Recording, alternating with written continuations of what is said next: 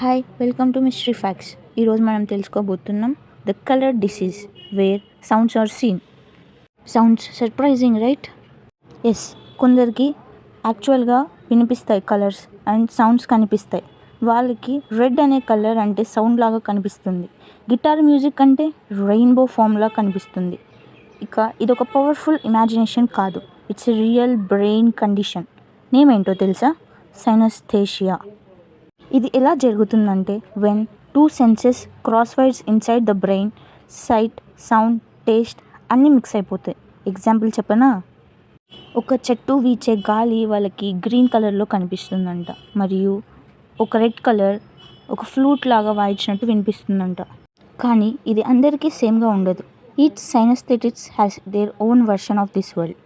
Science చెప్తుంది it's harmless, just a rare brain function. కానీ కొన్ని స్టోరీస్లో ఇది ఒక మెంటల్ బర్డెన్ లాగా ఉంటుంది.